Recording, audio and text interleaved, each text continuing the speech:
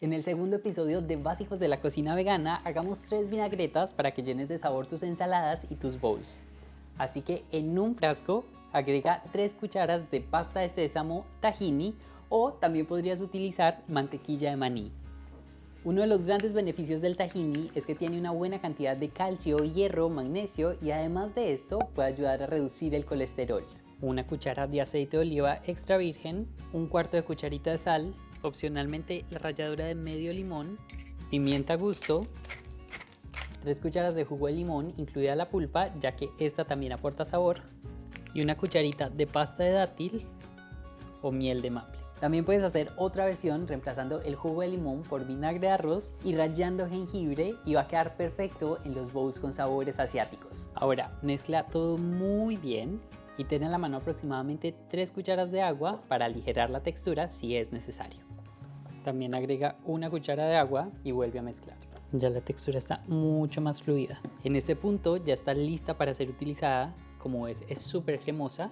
Y si crees que aún la textura está muy densa, puedes agregar un poco más de agua. Esta vinagreta es mucho mejor comerla fresca. Si la quieres guardar, te recomiendo dejarla por máximo 3 días en nevera, ya que al contener limón se puede poner agria fácilmente. Para la siguiente vinagreta agrega 4 cucharas de aceite de oliva extra virgen, 2 cucharas y media de vinagre de manzana, una cuchara de jugo de limón, de 2 a 3 cucharitas de mostaza que no solamente van a dar sabor, sino que además también va a servir como emulsificador, haciendo que las grasas y los líquidos se mezclen mucho mejor. 1/8 de cucharita de sal y 1/4 de orégano seco, 2 cucharitas de puré de dátil o el azúcar de tu preferencia y opcionalmente 1/4 de cucharita de ajo y 1/4 de cucharita de pimienta roja. Cierra el frasco y agítalo para que todo se mezcle bien. Una vez lista, prueba y ajusta el nivel de acidez. Está muy rica, pero le voy a agregar una cucharita más de puré de dátil para contrarrestar un poquito el ácido. Vuelve a mezclar. Y así está deliciosa.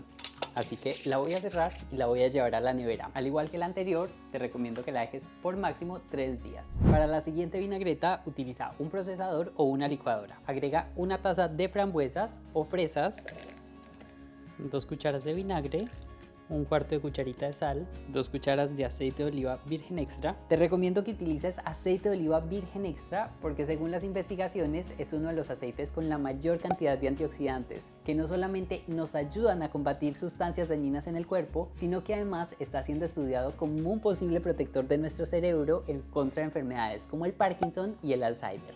Agrega también una cucharita de mostaza, opcionalmente la ralladura de medio limón y una cucharita de pasta de dátiles o el azúcar a tu elección y procesa hasta que todo esté bien integrado. Prueba y ajusta el sabor de ser necesario.